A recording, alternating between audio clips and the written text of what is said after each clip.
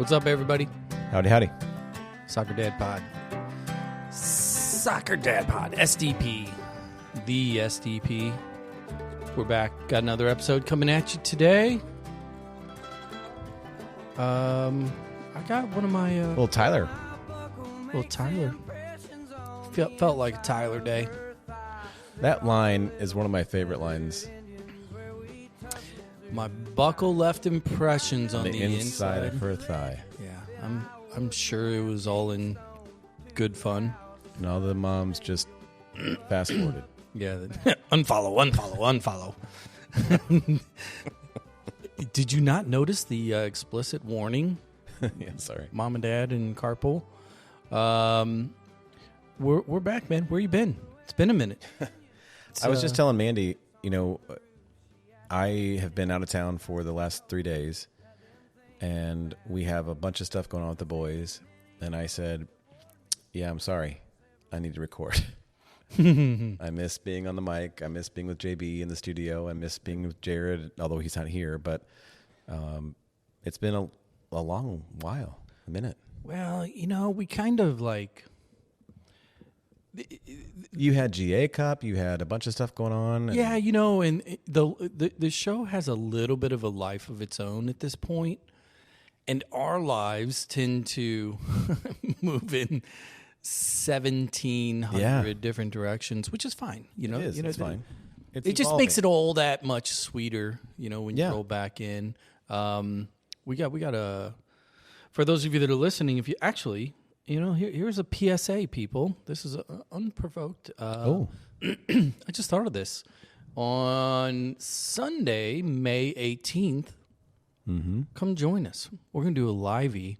Oh, yeah. At Amsterdam Tavern, the greatest soccer pub in America, in spite of what Men in Blazers say, because their poll was wrong. Yeah, I didn't see the results of the poll. Where did they end up? I don't know. Some pickleball bar in Philly. Or I think it was. I don't know. It wasn't a soccer pub. Pickle bar. It's. I don't. We're throwing shade. Mm-hmm. You've been gone for a minute. Quick recap: the last episode that I did, I did it solo with a couple of buddies of mine from my youth days. Danny Clark, Grant City class in '93. Oh, nice cohort, and then Rick Artime, friend of the show. I love Rick. Mason. Yeah. Shout out to Mason. Yeah, Mason. Big fan of the show. Yeah, I think he is, I don't know about today, in year 3 of our city, but I think he might have the most signed jerseys of any kid I know. He is, he's pretty diligent at getting the autographs there post-game. He's got it figured out. Yeah. There's a future in that somehow. If his dad was smart, he would have been made him a YouTube page of all. Well, have you seen Golden Auctions on Netflix? No. It's a documentary series about this guy in Jersey who started a sports auction company, and he collects memorabilia from all over the world, baseball cards, basketball cards. He had a Jackie Robinson signed game-worn jersey, all kinds of stuff. So Mason, maybe needs to get connected with the Goldens. Well, it'd be interesting, though, because is there a market for MLS autographs from Bundesliga 2 players? Third league. I'm just kidding. Third league Norwegian players. No, the Missouri State alum. The Kyle autographs. He's one of the what do we have, 5 left from the original roster? Yeah, he's an OG. I mean, him. True OG. He Klaus, was on the first year of 2 as well. Berkey, Leuven, Ostrak. Yeah, I don't know. I think, and Celio. I think those are the ones that are still kicking around.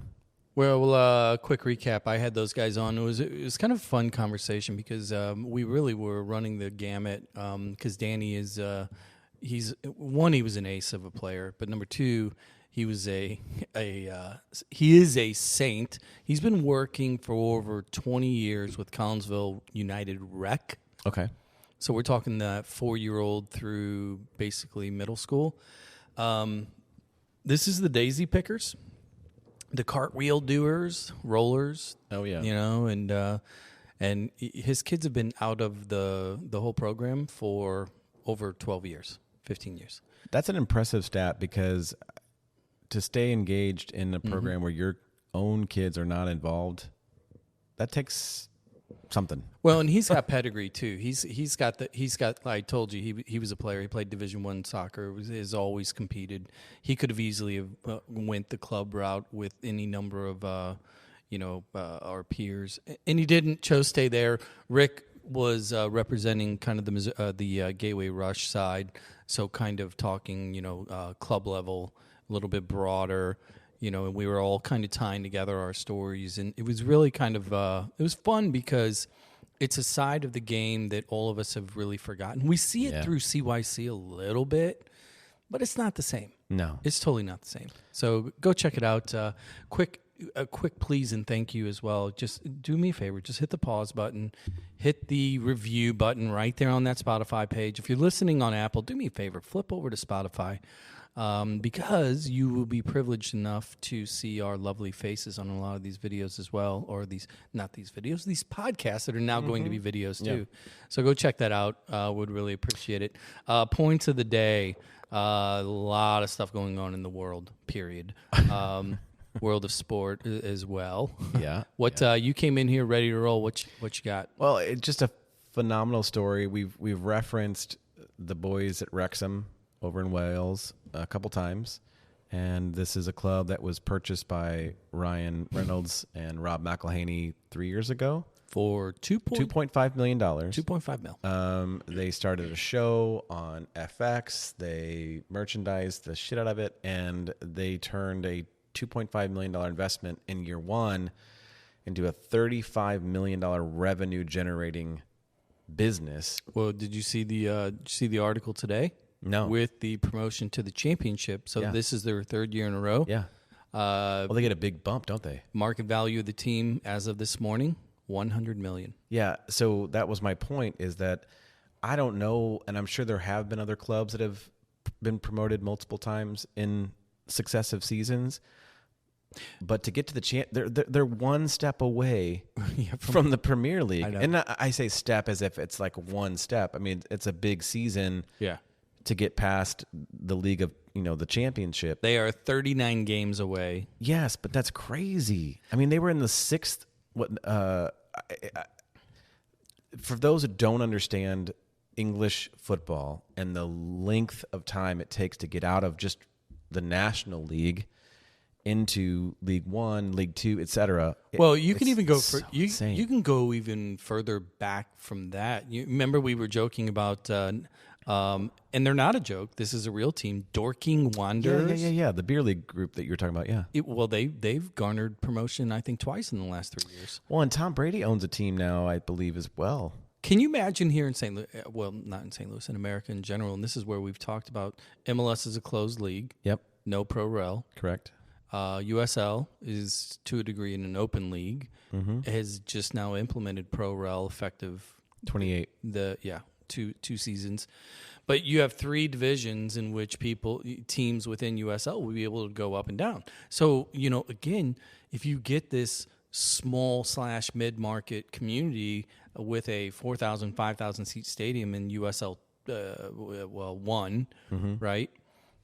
You could run that up the ladder to the Division I level, and what's your team worth?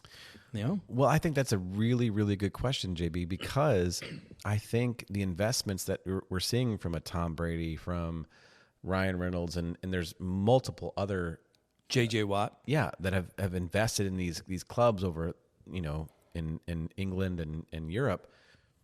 What would that look like here? You invest in a Detroit City, or somewhere in Alabama, places where there isn't pro soccer at the MLS level. Right. What type of investment would it take to get them to, promoted to, the top of the USL? Does that have an impact? I think it does. Yeah. I mean, it's one of those things too, because, the debate that's been going on, especially recently, is the whole greatest generation and all this development. Are we overdeveloping? Are there too many academies? All this other stuff. What we're now talking about is really the brass tacks grassroots. Yes. Strip away all the bullshit. Go get 11 dudes. Put your tees on. Man. And if you win, you go up. Well, I wish we had a guest later that might have an opinion on something like this. Well, which one would that be? Somebody who maybe have written a book. Oh yeah, he might. He might. Yeah. What's your point? What's your point though? I was gonna jump into the Champions League a little bit, and I didn't actually get to see the full game. But today, Inter, at the time of this recording, Inter was playing 3-3. Barcelona. See, I didn't even know that. I didn't catch the end. I saw Inter come out of the gate, 2 just world class goals, and then I saw something from Lamine Yamal.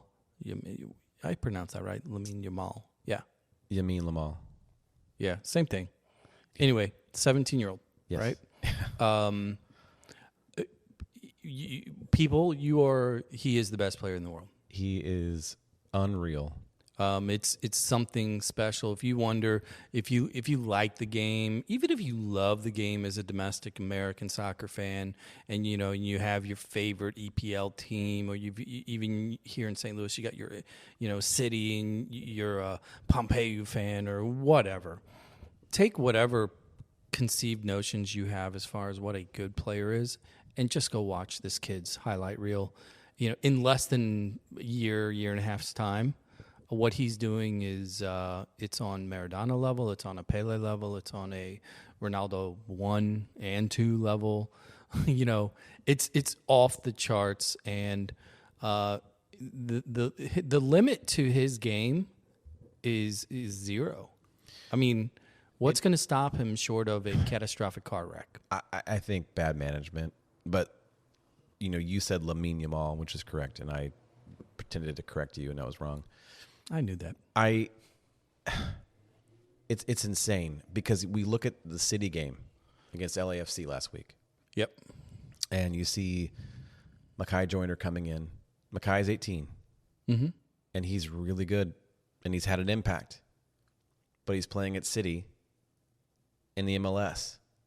And you think, the same age kid, actually a year younger than him, yep, is playing at Barcelona, where Messi played, where in the Champions League, semifinals, League in front of 65,000 people. It just shows you how massive a talent that is, and the work ethic, and all the time and effort he's put in. It's impressive. Yeah, it's that was really just kind of a fun shout out because I don't typically get geeked out over particular players. I was a big Haaland fan for a number of years. Still am. The guy he's a Viking that can score a lot of goals. But this kid, much, much different. So here's what we're going to do. We're going to take a quick break. We've got our guest who's going to be dialing in here in 2 seconds. And what we are going to be talking about today with our author, with a coach, licensed. He was born across the pond as well. And as you guys all know, that when we do bring on individuals with accents, ratings go up. So please be amused and enthused with our guest coming up here. Zach and I will be back. Like, review, follow, share. Soccer Dad Pod. Catch you on the flip.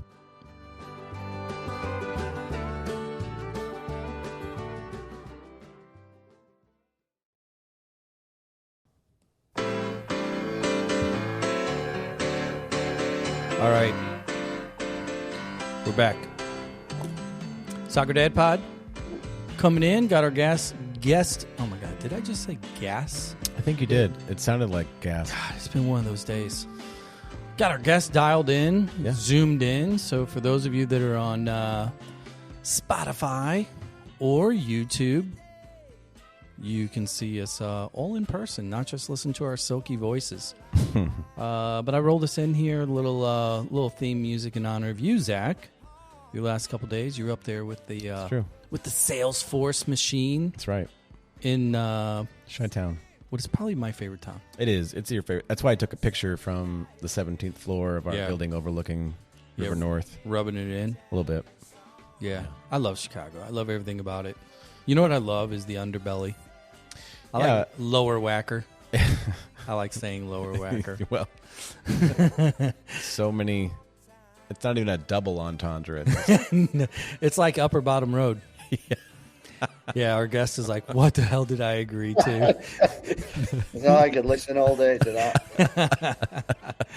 that. Playing us a little Saturday in the Park from the band Chicago. Originating from Chicago. Boston? Yeah, man. Just kidding. Yeah, no. Boston has its own crew. I like the Boston crew, too. Is Kansas from Kansas? I believe the road manager was, but not any of the musicians. I think they might have been the only band that ever came out of Kansas. Yeah, they were anyone's like, ever talked about. Let's be a huge fish in a wee minnow pond, Kansas. All right. 2.5 minutes wasted there. Yep. Typical. Jason Carney joining us from the Pacific Northwest, up on the in the land of Oregonian. Oregonian land. That's a word too. I think so. I did look that one up. Oregonian is the correct. Yeah, you like that? Yeah. I don't know if they call it the land of Oregonian. But once you hear him talk, you'll be like, he's not from there. Mm-mm. No, we got an accent. And as I mentioned earlier, accents help boost ratings because it adds validation to our conversations. So welcome to the show. Do we call you Coach Carney? Do we? No. Jason will be fine. Jason, it is. Thanks for joining us, Jason. How's it going up in the Pacific Northwest today? Oh, it's beautiful. It's a bright sunny day, mid-70s. It's lovely. So I'm a Boltonian and I'm an Oregonian. Yes. I like that. So clearly, based on the accent, you're not French. You grew up in in the British world from Bolton. Is that correct? Yeah. I grew up in Bolton. So give us a quick rundown, of the wee early days. Kind of intro to the game. I gotta assume I'm gonna take a guess as to who you supported. Maybe I'm gonna be surprised. Give us a little bit of the X's and O's of the early love of the game, and from the motherland. Yeah, so I was born in 1970. My dad was a big Liverpool fan.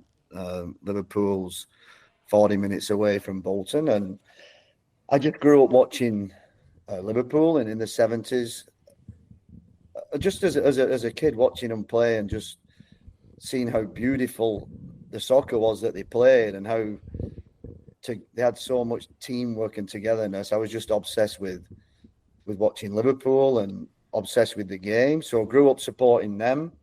Then the World Cup of '82, that Brazil team, not sure if you can remember that team. Mm-hmm. As a 11-year-old watching that team, they just mesmerized me, and it's like, this is unbelievable. So like in soccer that's played like together as a team, just always fascinated me. And then when I started playing, I wasn't a good player, but I became that type of player who it's like it was all about the team first. And then as I got older, I realized I had to support my hometown. So I switched to being a Bolton fan, and then I realized what playing the beautiful game was not about.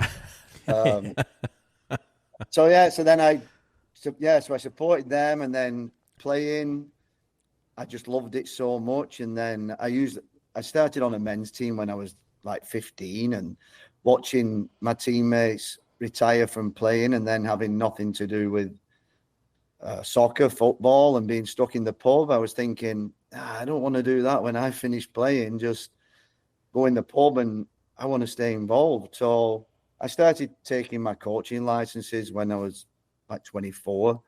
And it's like, well, once I've finished, I want to be a coach. I want to stay involved in the game. So when I was 26, I was lucky enough. I got hired by Preston North End.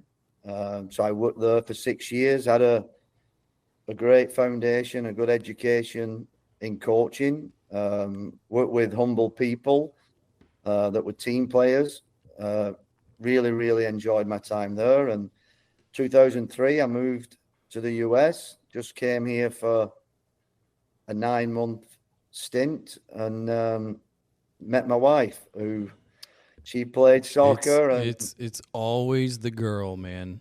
Like I know, mate. I know.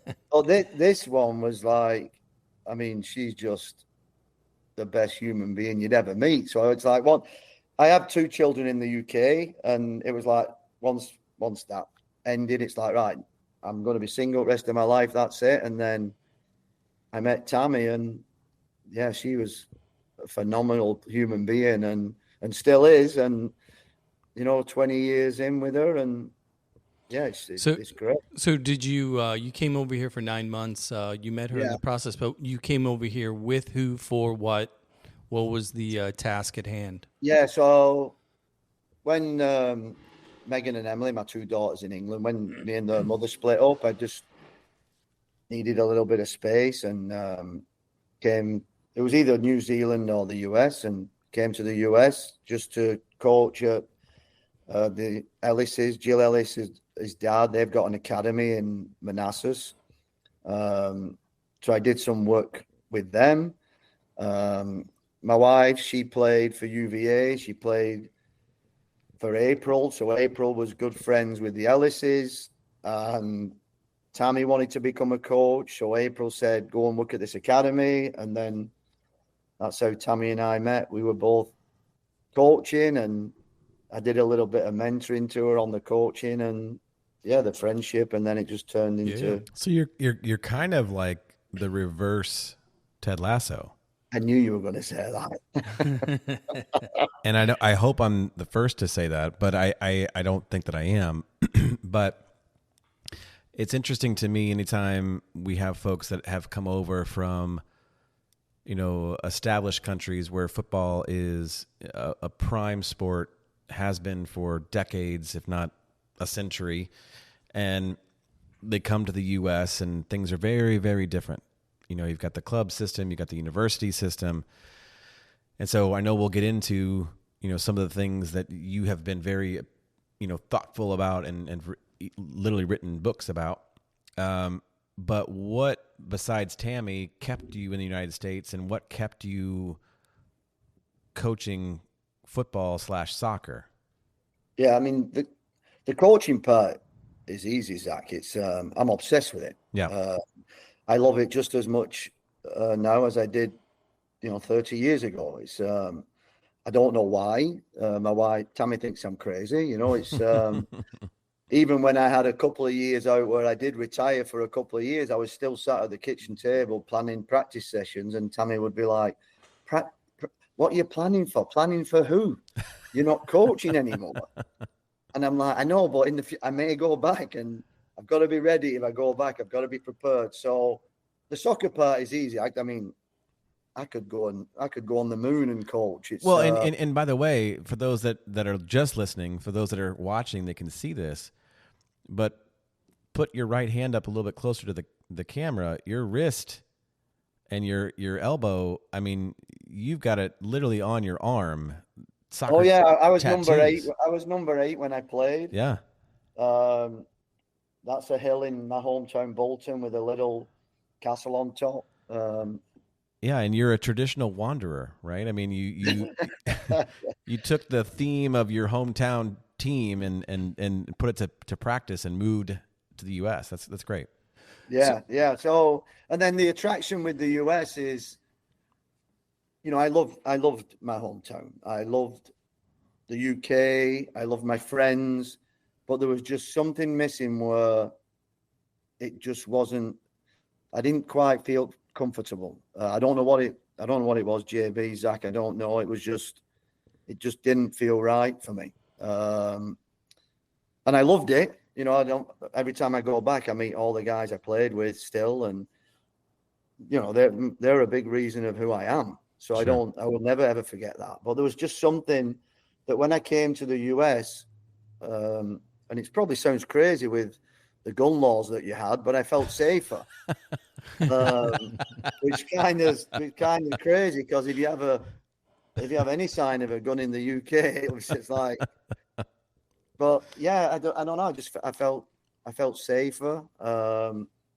The coaching part was great. I'd coached professionally for my first 6 years, mm-hmm. and then when I came here, it was it was a culture shock for me, and I realized that I can't really coach because I've now been given a group of children that are not professional, and I've got to try and inspire them to just run and have a bit of fun. Yeah. So the education part on me was fantastic, you know, because I'll coach anybody. I don't care what level you're at, what's your ability. I just want to be on the field with people, and because of what the game did for me, and how important it was for me, I wasn't one of those kids obsessed with playing professional, and I'm not the typical Brit that comes over and says they've played professional, because I haven't. I think that's where We've not met any of those, have we? Yeah, so you're saying Brits lie? No. Oh my gosh, come mate. on. It's that's the you know, probably going to upset a few of my fellow Brits here, but a lot of Brits come over and they bluff their way in. So let's talk about let's do a quick transition here. You know, because I'm looking at your resume / profile. For those of you that are listening, a really good follow is Jason on LinkedIn, and it's we'll put a link to it in the show notes. But looking at it, you know, the thing that jumps out just from a coaching standpoint, you're both a USSF A license as well as a UEFA top license. How was that part of the? You come to America, you kind of like it here. You're doing your walkabout. You meet the girl. You decide you're going to stay here. You get engaged. Why an A license? What was that process like for you? And why did you make the decision that was kind of a targeted end goal in your coaching process? I love going on the courses. And the thing is, JB, I have no shame either if I go on a course and I mess up. You know, I have no shame in going on a field and saying, well, that didn't work. Oh, that was my fault. Even if the players sometimes are not up to what you're doing, you still got to look at yourself. And it's like, well, have I planned it? Has it been too much for them? But when I did retire from coaching in 2017, and then my friend who was the GM at FC Portland at the time, he asked me if I wanted to come and run when they had the DA. Mm-hmm. Will you run one of the DA teams? And I said, well, I'm pretty fed up with the youth coaching game. And he said, look, it's one team. You don't have to worry about anybody else. So I said, okay, I'll do it. And then he said, but you've got to take your B license to have it. And I said, well, I've got it already. I'm from Scotland and England. And he's like, well, they won't accept that. So I'm like, okay, that's no problem. I'll take it. And so I took that, and then it's like, well, I'll take my A license too. I enjoy being on the courses. I love interacting with the candidates and listening. Obviously, learning's the biggest part that is good for me. You know, just learning how to get better. So I enjoy going on them, and that's where the title of my book came from, was being on the A license. So let's take a second then. FC Portland, that's your club. It's where you've been, you know, for a number of years now. Talk a little bit about the club, because I was looking at the club page. You guys recently were granted promotion or entry into ECNL, ECNL-RL. We're fully familiar with those programs here in St. Louis. We have a lot of clubs that are at that level.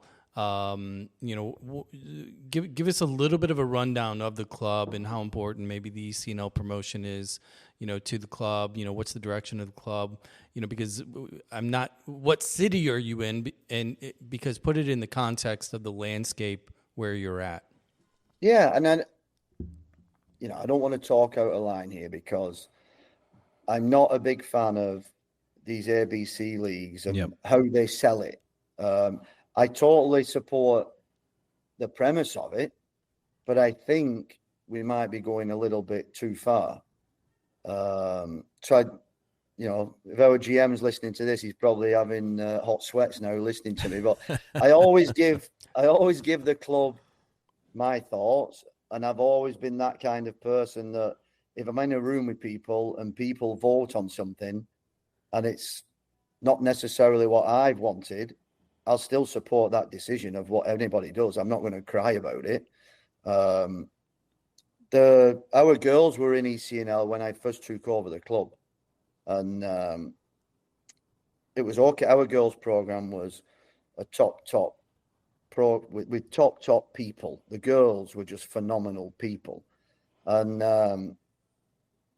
another club was put into the area. So now it put 3 clubs into the Portland area. All these 3 clubs were probably in a 6-mile radius, and my opinion is Oregon can't sustain that because now the talent's diluted. Right.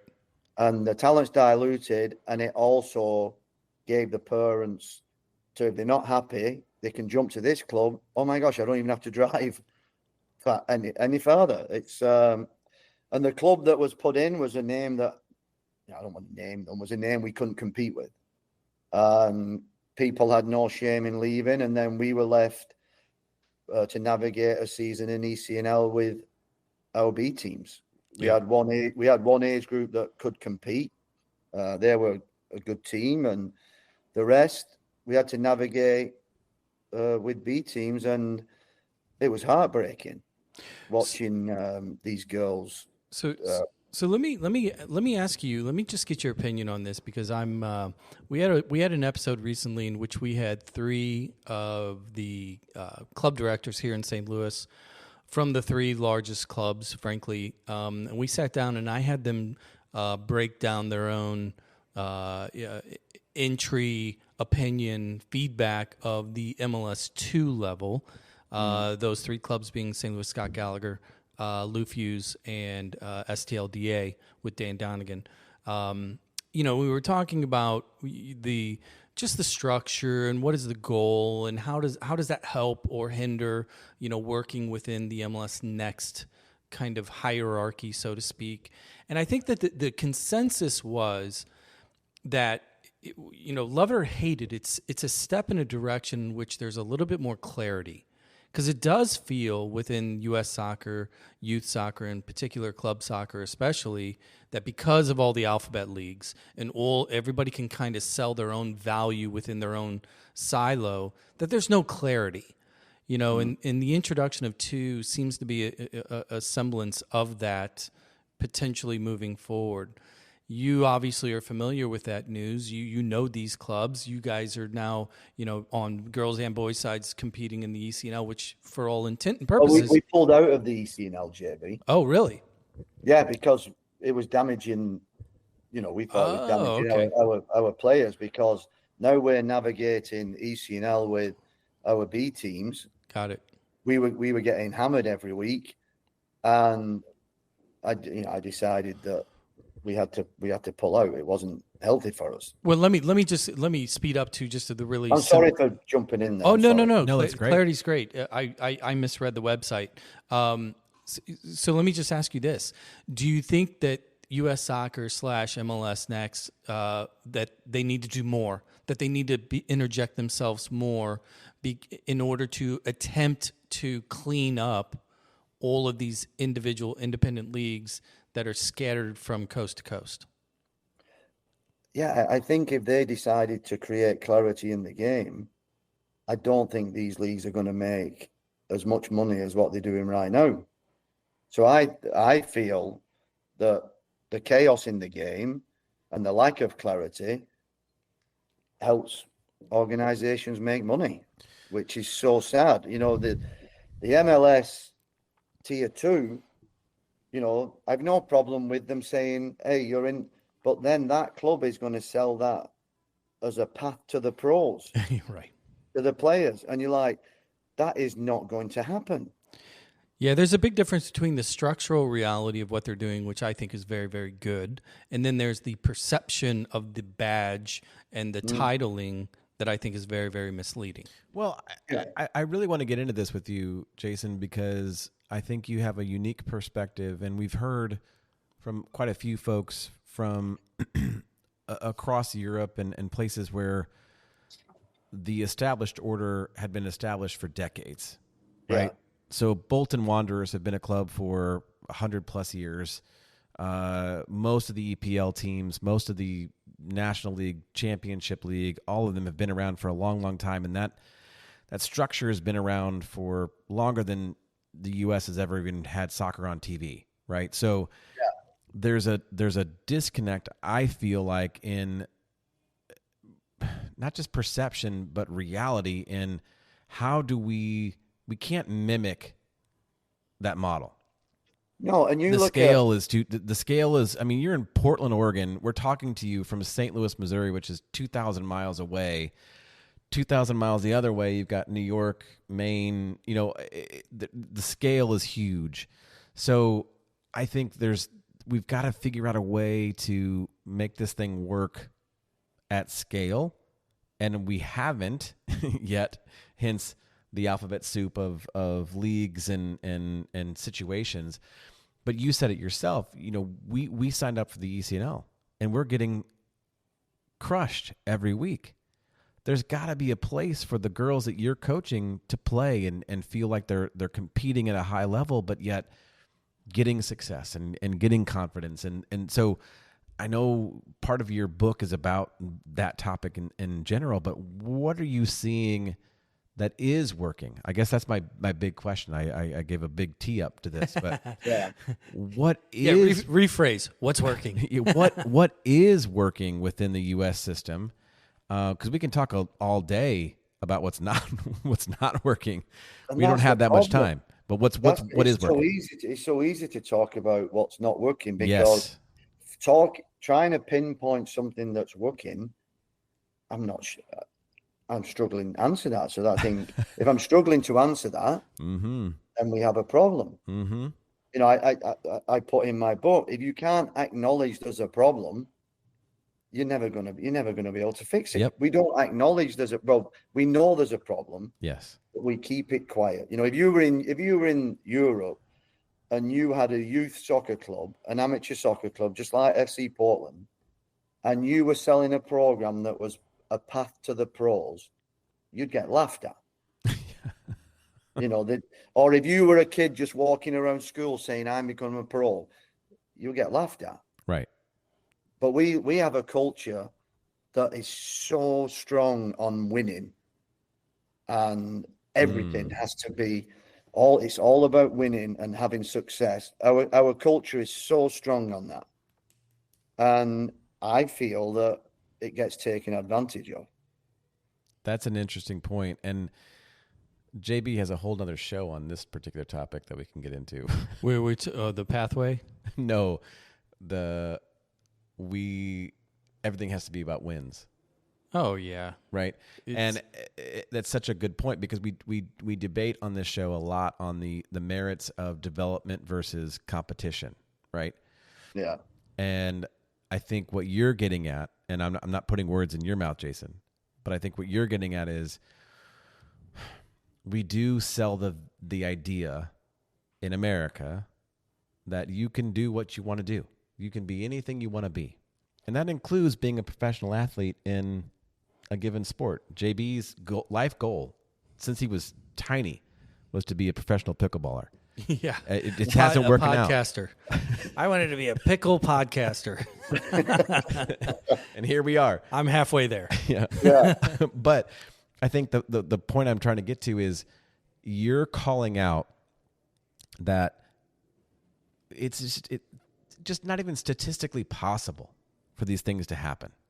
And I think that the numbers are actually shrinking as we get more and more people involved in the game. Yeah. So let me ask you a quick question. North Star for you personally. You love to coach. You love clearly you love kids, you know, in the game, etc. What's your North Star? Like when you wake up on a Monday morning and you're getting ready to start your training for the week in preparation for the weekend game or tournament or whatever it is, you know, what does that look like? Like, what's the goal for the week for you as it pertains to the club, the game, the next step, or how would you define success within a given week within the soccer club? Because that's something I've been thinking about a lot lately. Zach points it out. Most clubs care about winning. We want to win. We're not really care. You know, if we develop kids, we might lose them, and then our team might lose, right? So there's that catch-22. What to you is the North Star within your club? And it probably sounds cheesy, and some people will be like, oh, I don't believe that. But I just want kids to love, like I did. I just want kids to love playing, to learn how to get along with people. And when things go wrong, to deal with it and try and come up with a solution to the problem that you've just faced. And obviously I want our staff to treat them well. I want our staff to improve. That's all I want. I just want to be in an environment, JB, that's fun for not just me and the coaching staff, for the players and the parents. I want it to be fun for them. And I want everybody to just realize that, well, why am I playing? And if you're hanging your hat on being a Division 1 athlete or being pro, then I'm sorry, you're going to end up being miserable at the end of it. So I just, when I go and watch games, and I sit with one of our coaches, I'm not necessarily there to jump in and take over and dictate what they should be doing. I sit and observe. I observe how the players are behaving. I observe how the coach treats the players. I observe how the players are to the officials and the opposition. I just want to make sure that we're creating quality people. I am not bothered about winning. I really am not. I just believe in a system of, well, if you teach them what you think your values are and your principles, and you keep working together, I think you'll get more victories than you will losses. So are you focused then more on the chances that anybody you're coaching right now to be pro is 0 to none, or maybe a small chance? And so you're focused more on the quality of the person and their development. Is that? Yeah, I mean, but I never tell a player that they're going to go to college or pro. I'm not even interested in that. It's like, well, here's what we do, right? And if you get here, great. But we're playing. You play sports because your target should be, can you make the varsity high school team? That's a decent enough target. I like it. And if you can't make that, then I think pro or Division 1 college might be a bit tricky for you. Yeah. If you get cut your junior year, I don't think Indiana's calling. No, and at the club, I believe in accountability for all of us. The hardest thing, and I'm sure other directors would say the same, the hardest thing for someone like myself is I don't have a mentor for me. Right. So I'm doing stuff, and sometimes I may get it wrong. That's the hardest thing. It can be lonely sometimes. I wish I had a mentor who was looking over me. But I just, I want everybody to be held accountable. I want everybody to love what they're doing. I want everybody to have joy doing it, and just let the outcome take care of itself if we have a process of how we do things. So let me ask you, do you think that things, I asked you earlier what is going well, and you struggled to answer that, and I get that, and I respect that. Team dues. But do you think that the amount of kids playing this game in this country at the level we are, is that a positive thing in general? Or do you think less kids should be playing soccer? Because there should be more of a hierarchy. There should be more of a funnel. I'm curious on your opinion on that.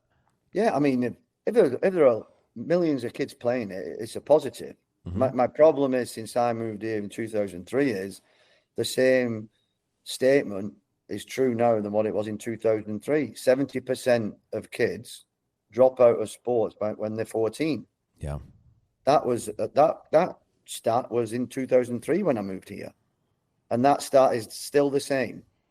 And what kind of baffles me is youth baseball, youth football, youth basketball, their coaches don't have licenses. Soccer, we have licenses. We're supposed to be educated, but we're still struggling. We've never talked about that. You're the first person that I know of that's brought that up. There isn't I mean, there might be licensing structures for the other sports, but I think a lot of the other sports have like a camp or they have a coaching clinic, right? But you could be a club coach for a basketball team, a traveling basketball team, and have zero, or baseball, and have zero certifications or qualifications to do that. Like basketball. Yeah. But I've never thought about that. That's crazy that we do require that on the soccer side, but we don't. Well, let me ask you a question along those lines, Jason, just kind of get your take, because obviously you've gone through the courses. You also have traveled all around the country with your club, and you've seen a lot of other clubs and their coaching staffs that do not have elevated licenses. Now we're using a compare and contrast with these other sports where it's not necessary, and look at how we thrive in those sports. In order for U.S. soccer to grow and thrive and compete at a global level, one of the arguments or issues that people point out is we simply do not have enough coaches that are qualified or capable to handle kids at the levels necessary to develop and compete globally.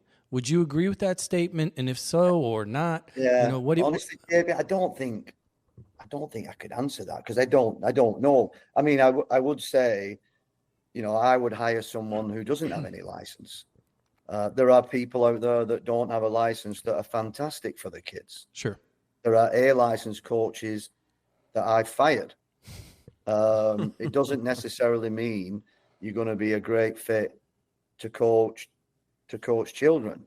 I just look at it from FC's point of view is, when I first took over, it's like, well, if this is the way that I want to do it, I've got to have good people by my side. And I can't do it by myself. So that took me a couple of years. But, I mean, I'm so proud of our coaching staff. We've got 35 people that I trust 100%. And they're all at different levels of learning and ability. And I'm fine with that. But I know that if I try and mentor them, there might be questions and stuff, but there's no argument about it, or there's no, well, I'm not doing anything he tells me. Yeah.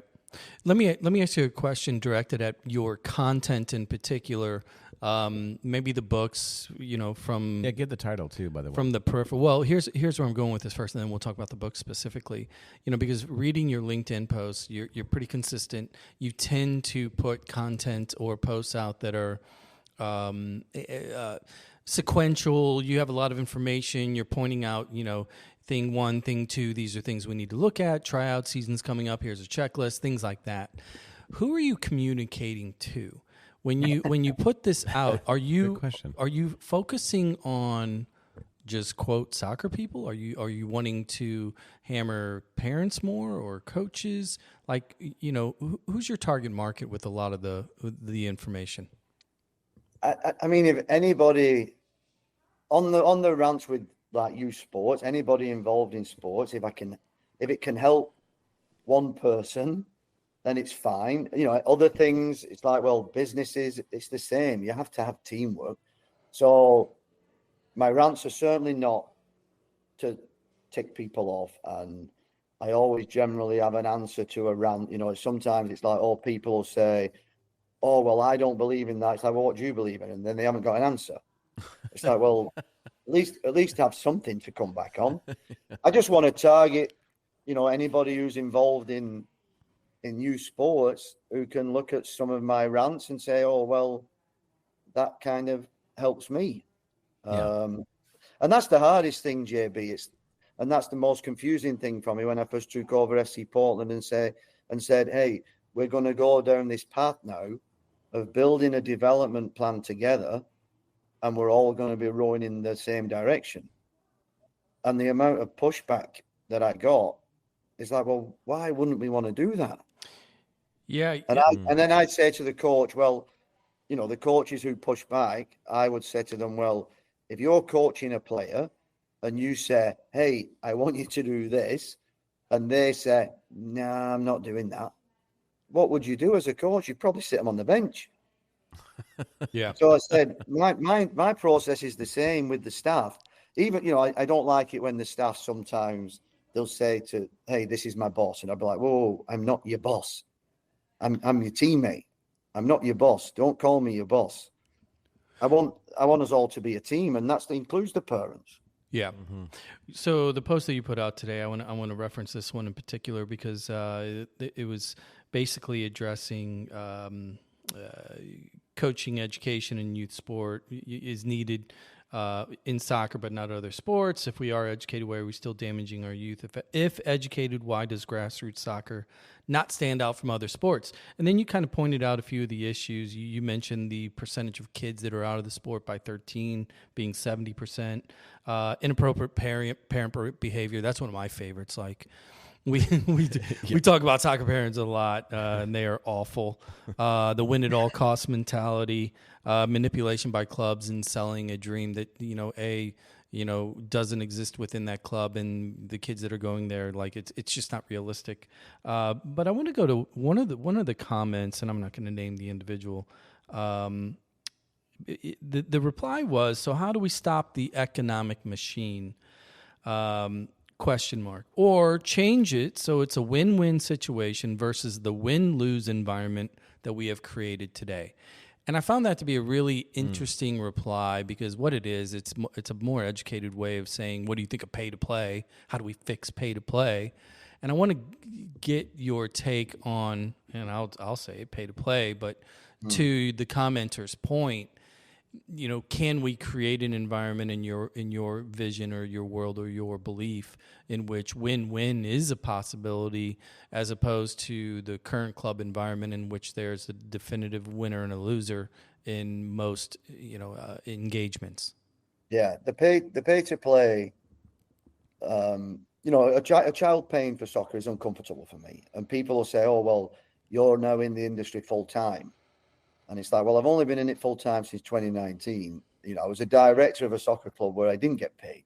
I don't do this for money. People said to me, if FC Portland said to me tomorrow, we can't pay anybody, I'd still be doing it. Obviously, I'd have to find a job, and I would still do it. I was going to say, check your phone. Your GM just texted you. Yeah.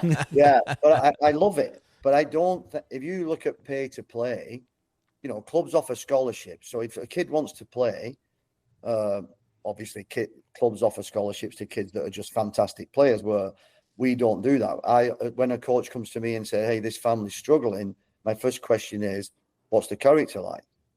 And it's like, not that I don't care about their ability. If they show a good character, then we'll support them with a scholarship. But the pay to play, I don't think it's an issue. It's not going to stop parents on the sideline abusing the refs. Right. It's not going to stop this win. It won't stop a win at all cost mentality. My son plays baseball year round. It's more expensive than soccer. Way more expensive. If you play year round anything in the US, you have to pay. So, now you're paying for baseball, basketball, football. These coaches haven't took licensing courses. But you're paying, we're paying more to the baseball club than the soccer, than what it costs my daughter to play soccer. Can you take a second and do a quick compare contrast of your own experience growing up in England, being around the game and coaching academies, et cetera? Because you referenced obviously that it's hard to take the money here because we are a pay-to-play environment. That's just the nature of the beast. It's not where you grew up. Can you take a second and just describe the difference in maybe the parent mentality or the culture of the parents when you take the money out? Is it different? Is it the same? Is it the same parents saying, my little Johnny should be on the first team? Is that a universal issue? I have to believe it is. Yeah, because I think, JB, obviously from when I was little playing, the UK is the same. All the people I've spoke to in the UK, parents are fighting on the sidelines, screaming at the referees, pulling the kids when they're losing, and it costs them barely anything to play. Yeah, so they're just doing that for fun. Yeah. It's just, I think it's a universal thing where it's now watching your child and, maybe you didn't get what you wanted as an adult. Now you're trying to live it through them, or watching your child fail is hard for some people. But I don't, the pay to play, obviously it is expensive. And, we try as much as we can to give back were my idea of giving back is bringing in quality people, trying to educate the players on, first being a good human being, now trying to understand soccer, working from a development plan, doing player evaluations, having summer barbecues where we have food trucks and the food's free for all the family. So try and at least give back in some way. Mm-hmm. When VO comes in, it's like, well, we don't charge the parents. We want to give back and show the film. So when any club comes in and said, oh, we've got this idea, you can charge the parents $10 extra and you can have this for a year. And it's like, well, we're not charging anything extra. I don't do that here. So in England, it's crazy on the win at all cost culture is in the UK now. Yeah. I want to zoom out a little bit. I want to get your take on domestic culture as it applies to the first division here in the States. Obviously, MLS, we're up to what, 30 teams, correct? Yeah. San Diego makes 30, yeah. Yeah, 30 teams. So many of the rosters are littered with, frankly, non-domestic, non-homegrown players. It is still a CONCACAF / Euro heavy league. Clearly there's good American players that are in there, but yeah, we have a youth system that is being sold this pro pathway across a lot of different alphabet groups, right? And the in game seems to be a much smaller playing board, than what is, you would think. And in England, you look at the Premier League, and in a weird way, odd way, all of your pro clubs are domestic academies, right? Predominantly populated with English-born kids, youth players, etc. So you have, literally thousands of kids, within the nation that are, targeting a pro league that is increasingly not English, in the Premier League. I just want to get your take on that, because you've been a fan of both now for a long time.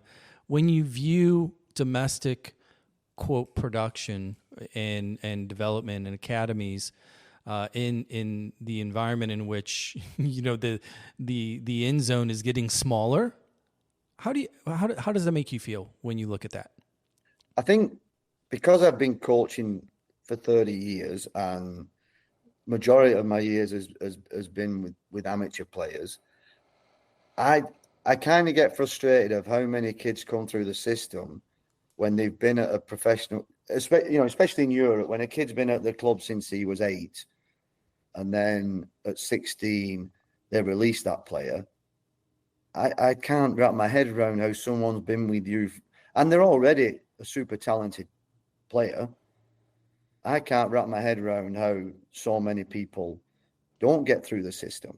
I get it I get it more in the UK, because unfortunately a coach doesn't have time to bring in a youth player, because if a coach loses 3 games on the bounce, he's probably going to get fired.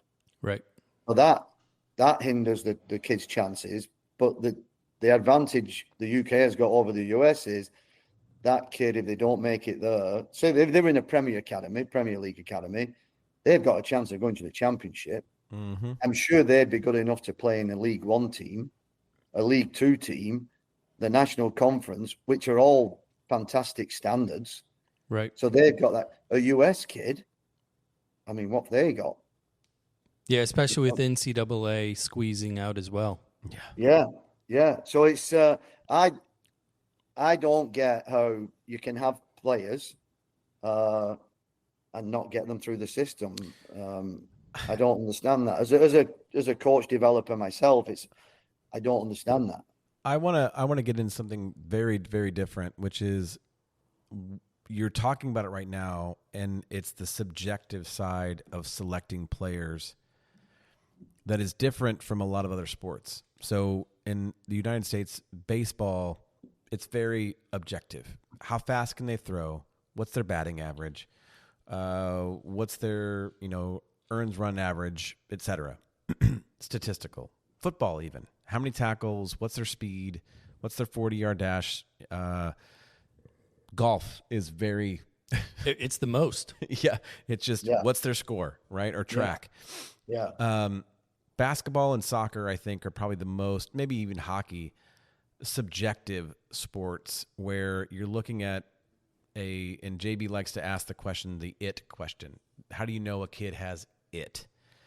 I want to get your take because, I mean, Jason, you've worked with David Moyes and you've worked with Gary Peters. These are big name coaches in the game of football.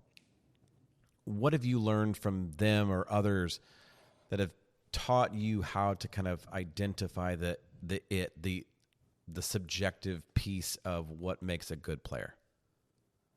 For me, it's the mindset, not the skill.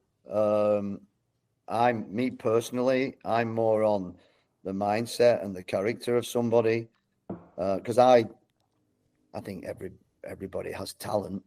But the mindset is the most important. I mean, you could have, A+ talent, and if you have a C+ mindset, I think you're going to struggle. I mean, how many good players in all these sports do we see, that are just wasted away because of the mindset? Or why did you talk about Nunez? Why did you bring up Nunez? I don't know.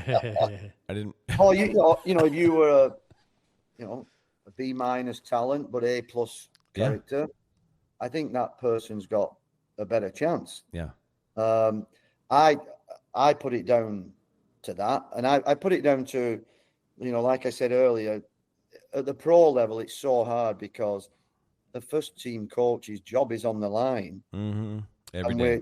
We hire somebody thinking this person's going to be great, and as soon as they lose a few games, they're out the door. Mm-hmm.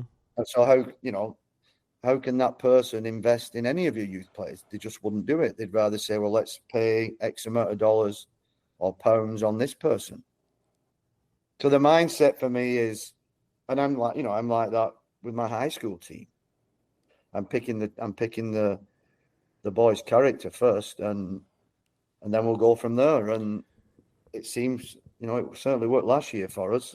So let me push you to the other side of that coin along this exact same subject matter, though. Getting a kid to manage or expect or work on their mindset is one thing, and the kids that have it naturally, it sounds to me as if that's kind of a telltale factor to an it factor for you. Mm-hmm. How do you approach, after all these years of working with the youth clubs, et cetera, what about parent mindset?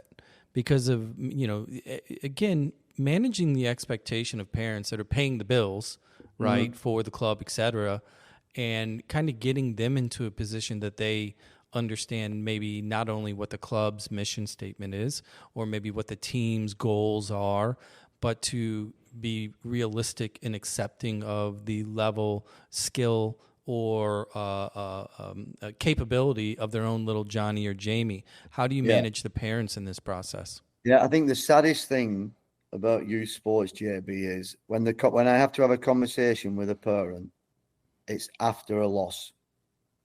It's always 99.9% of the time, it's after their team's just been beat.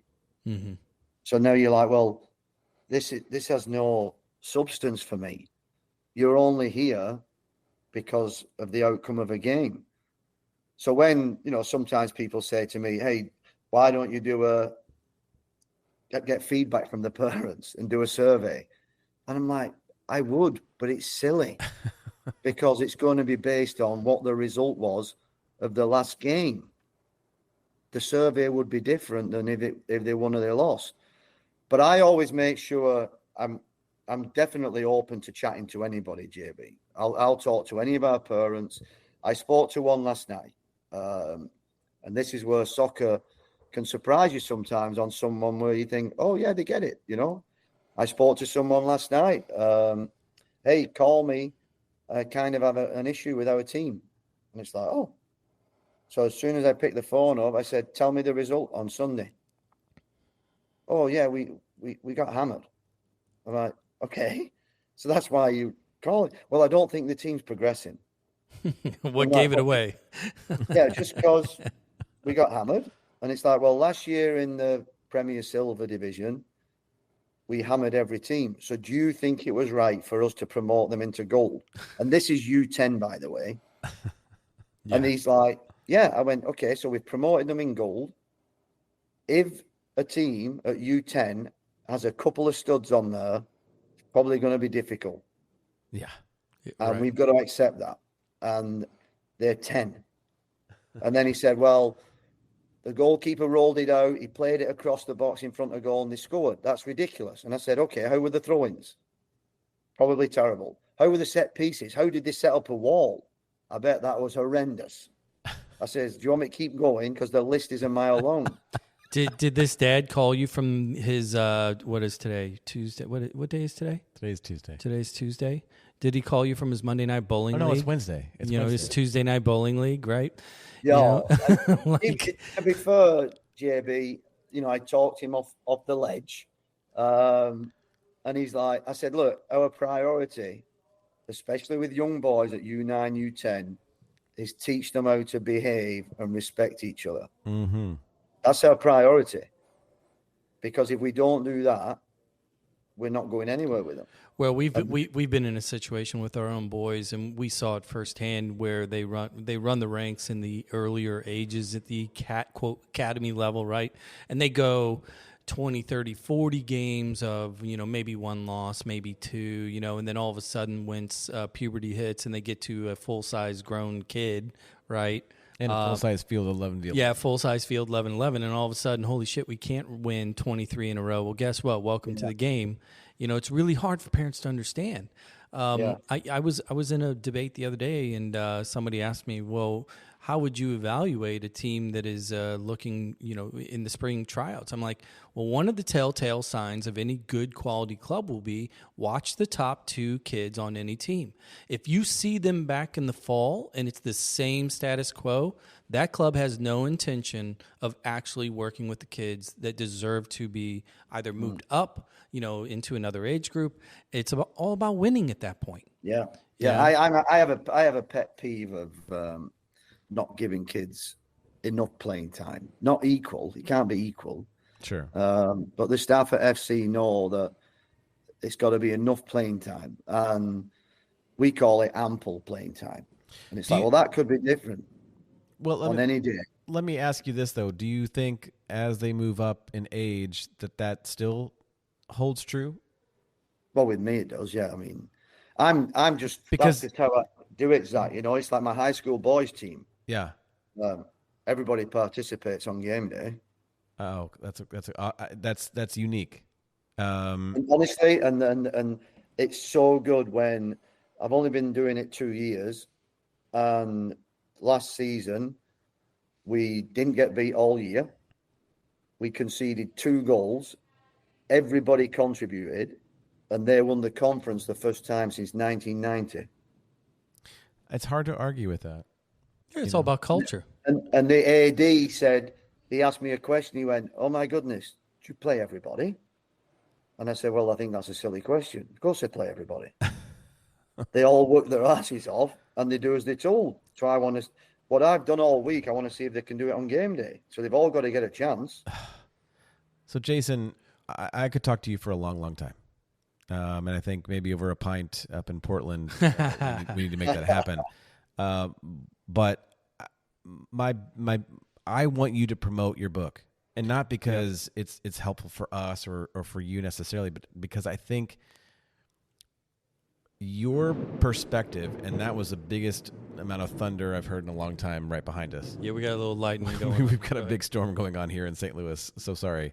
But talk about really quickly where people can find your book, what the name of it is, who the target audience really is. And I know I've read some reviews, and coaching directors and director of coaching and that kind of thing are kind of what I'm hearing. But it sounds like this could be good for parents. So promote yourself just a little bit. I know that might not be easy for you, but I'm the worst at this. I know. Yeah. So like I say, the book was not, it wasn't written to be controversial, to upset anybody. The title came because, like I said, I got the title from. But what is the title? Tell the title. So it's US grassroots soccer, great on paper, shit on grass. I love that book title. I got that from being on my A license, where you sat in the room and people are doing the PowerPoint presentations, and I'm not the smartest, and these PowerPoint presentations are making me feel like a 5-year-old that knows nothing about the game. And I'm like, oh my gosh, I can't wait to see this person on the field. And they get on the field, and you're like, are you kidding me right now? Yeah, I think that's where the title came from. I think I'm going to steal that. Soccer Dad Pod, great on air, shit in person. Perfect.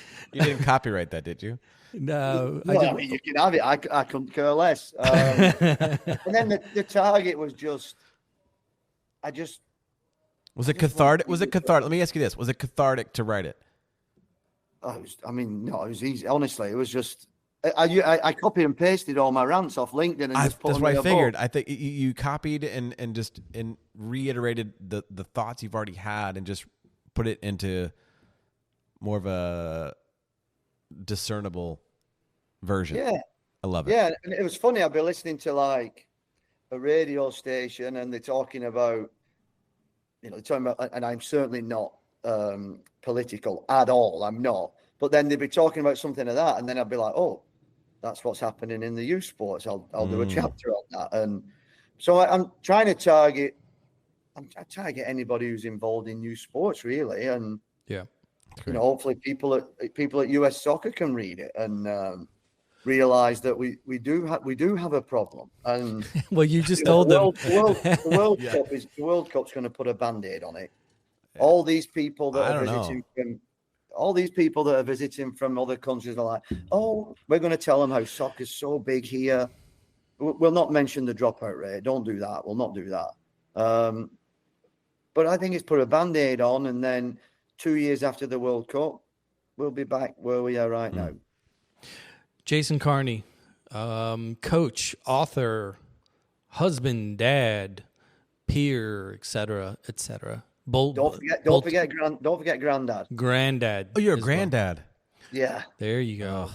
Well, hey, I really appreciate you taking the time to join us. This has been a lot of fun. Kind of connecting the written word, the posts, etc., to the man in action here right in front of us. Appreciate you taking the time to join us. And for those of you that are listening, like I said, I'll put the link to LinkedIn to the publication in the show notes. Hope you enjoyed yourself. I mean, I did. It was fun. You two guys are pretty fun to hang out with. Will you wait till you meet Jared? Oh, yeah. Our third. Well, we're good. Don't go anywhere. I'm going to say goodbye to our listeners here real quick. Soccer Dad Pod, Zach. Thanks for showing up, man. Finally working a little bit here. Yeah. We are going to roll out of here. Like, review, follow, share, send it to a friend, and appreciate all the support, everybody. We'll catch you next time.